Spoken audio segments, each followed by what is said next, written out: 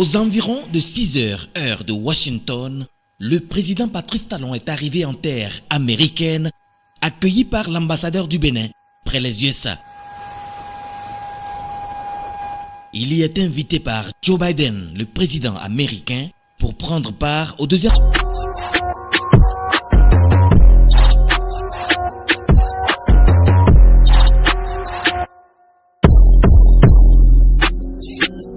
Le chef de l'État et les membres de sa délégation ont également tenu une séance de travail au Congrès. À ce deuxième sommet États-Unis-Afrique, la signature du compact régional entre le Bénin et le Niger et la partie américaine est une grande avancée. D'une enveloppe de 500 millions de dollars, il permettra d'améliorer la connectivité entre les deux pays en vue d'accroître l'attractivité. L'Afrique est très grande, mais certains des pays constituent des marchés assez petits. Et le business, l'attractivité de nos pays, donc dans un tel contexte, parfois est faible. Et en améliorant la connectivité entre les pays d'Afrique, notamment ceux dont les marchés sont petits, c'est une belle façon d'augmenter donc l'attractivité de ces zones-là. Et c'est en cela que le compact régional est une innovation majeure. Je voudrais inviter ou prier le MCC, notamment sa directrice générale, les autorités américaines, de persévérer dans cette voie-là et que bientôt nous puissions initier des compacts qui seront orientés vers la promotion d'investissements américains privés dans nos pays. Parce qu'on constate, malgré tous les efforts que les pays font pour améliorer le climat des affaires, que le nombre d'investisseurs américains privés est faible sur le continent. Le compact peut être un instrument, tel que nous venons de l'observer, pour améliorer l'attractivité. Le compact peut être un instrument pour promouvoir l'investissement privé dans nos pays. Parce que le développement ne peut pas venir durablement rien qu'avec les investissements dans les infrastructures, avec les investissements dans tout ce qui concerne les bases pour le développement. Mais pour qu'il soit réel, il faut effectivement que des investissements privés viennent sur ce continent. C'est le seul moyen de créer du développement réel, durable. L'attractivité de l'Afrique doit être un élément dans le rapport entre les États-Unis et chacun de nos pays pour que le privé prenne le relais des efforts que font les uns et les autres dans la promotion de l'économie africaine. Resserrer le lien routier entre Niamey et Cotonou. C'est une ligne de vie que la partie américaine entend ainsi rendre plus fluide.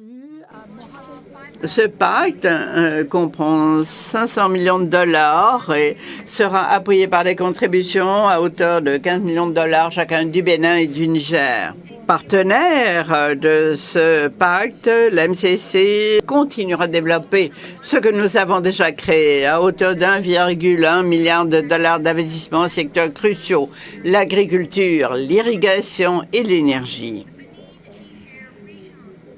Ce pacte régional Niger-Bénin renforcera la coopération et permettra de faire promouvoir davantage encore les objectifs en réhabilitant un des corridors parmi les plus transités en Afrique de l'Ouest. Il encouragera les habitants, les entreprises dont la subsistance et l'avenir dépendent du flux de biens entre Niamey et Cotonou. Le Bénin et le Niger sont des économies en croissance rapide en Afrique subsaharienne et ce partenariat va soutenir la croissance, connecter les nations, les industries et les peuples. Et comme beaucoup de personnes le savent, l'une des grandes opportunités en Afrique qui va au-delà de l'Afrique, c'est le renforcement de la connectivité en Afrique.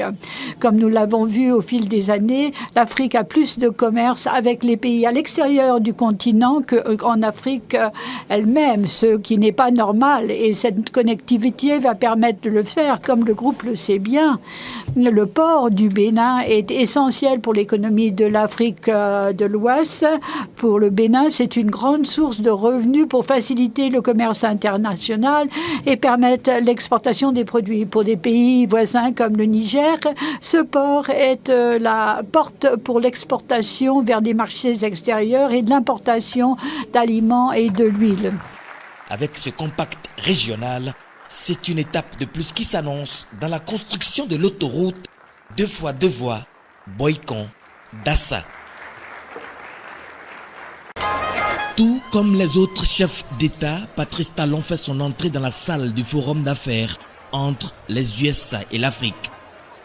Mais avant l'arrivée du président américain, il a eu plusieurs échanges avec des personnalités comme Tony Elumelu, le président Paul Kagame et autres.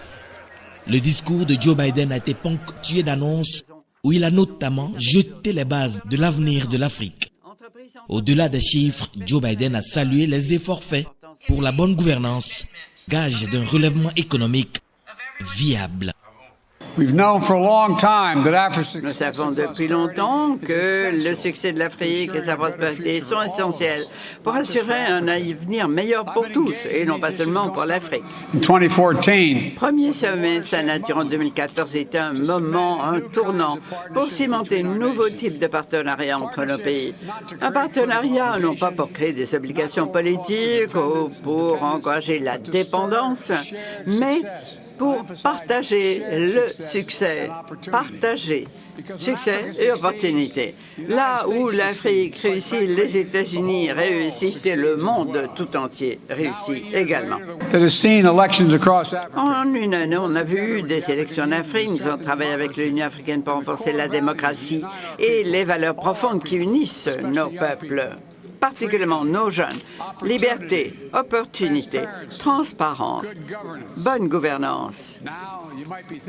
Vous pourriez penser, ce forum se consacre à des liens d'affaires, à faire progresser l'investissement entre l'Afrique et les États-Unis. Pourquoi le président Biden parle-t-il de ces autres choses? Tout simplement parce que la transformation économique de l'Afrique dépend de la bonne gouvernance, d'une population en bonne santé, d'énergie abordable et fiable. Ce sont les éléments que les entrepreneurs cherchent à obtenir lorsqu'ils veulent investir. Pour lancer de nouvelles opportunités, de nouveaux partenariats, les États-Unis s'engagent à appuyer tous les aspects, disais-je, d'une croissance inclusive en Afrique. Créer le meilleur environnement possible pour parvenir à un engagement commercial durable entre des sociétés africaines et américaines. Les États-Unis souscrivent totalement à l'avenir de l'Afrique. Un travail que nous avons accompli au cours des 2 dernières années, nous fondons sur des décennies d'investissements vitaux faits sous d'autres présidents américains, nous ont aidés à faire ces pas cruciaux de l'avant. Les États-Unis ont signé un protocole d'accord historique avec le secrétariat de la nouvelle zone de libre-échange de l'Afrique.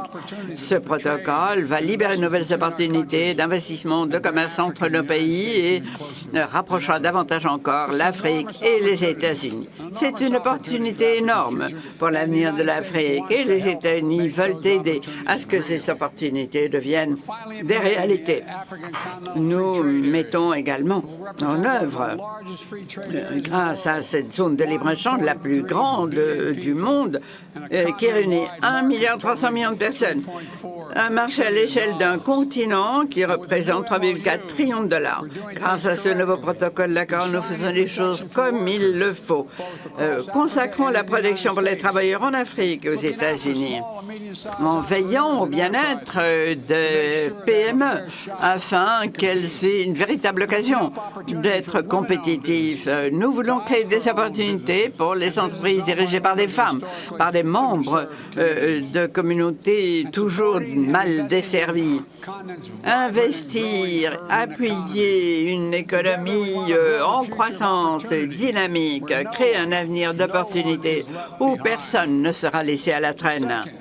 Ensuite, nous investissons pour faciliter un commerce régional plus grand au sein de l'Afrique en investissant en infrastructures. Aujourd'hui, la Millennium Challenge Corporation a signé son premier pacte régional de transport avec le gouvernement du Bénin et du Niger. Ce pacte investira plus de 500 millions de dollars pour construire et entretenir les routes et mettre en place des politiques qui réduiront le coût du transport, faisant plus facilement et plus rapidement des transferts par bateau entre le port de Cotonou vers les pays enclavés. Depuis le début de mon gouvernement, la MCC a annoncé de nouveaux investissements à hauteur de 1,2 milliard de dollars en Afrique. Et nous pensons que la MCC s'engagera à hauteur de 2,5 milliards de dollars supplémentaires pour toute l'Afrique au cours des 3 prochaines années. Le commerce doit se fonder, doit pouvoir compter sur des infrastructures fiables pour que la chaîne de l'offre soit sécurisée et résiliente. L'infrastructure est essentielle à notre vision d'une économie mondiale plus solide qui pourra résister aux chocs que nous avons vus au cours des dernières années. Troisièmement, nous continuerons d'appuyer l'innovation et l'entrepreneuriat en Afrique en investissant dans le peuple africain. Développer le capital humain, l'infrastructure physique, c'est un des aspects cruciaux de ce partenariat pour l'infrastructure de l'investissement mondiaux. J'annonce aujourd'hui que la Coopération internationale de financement et développement investit 370 millions de dollars de nouveaux projets, 100 millions pour augmenter un accès accru à une énergie propre pour des millions de personnes en Afrique subsaharienne, 20 millions pour financer la manufacture d'engrais, pour aider les petits producteurs, 10 millions de dollars à l'appui de PME, pour aider à apporter de l'eau ou de boissons propres aux communautés dans tout le continent. Ce ne sont que quelques exemples.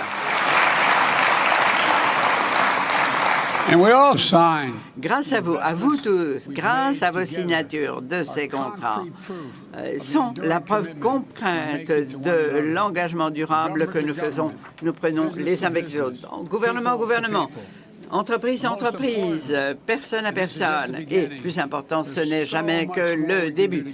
Il y a encore tellement de choses que nous pouvons faire ensemble et que nous ferons ensemble.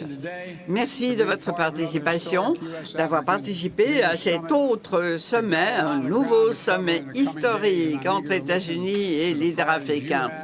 Vous avez jeté les bases de l'avenir de notre partenariat entre nations. Merci et que Dieu nous protège. Thank you very much. Thanks, Tommy. Thank you. Les rencontres tête-à-tête du chef de l'État se sont poursuivies, comme ici avec Mohamed Bazoum du Niger et Paul Kagame du Rwanda, des pays avec qui des liens de fructueuse coopération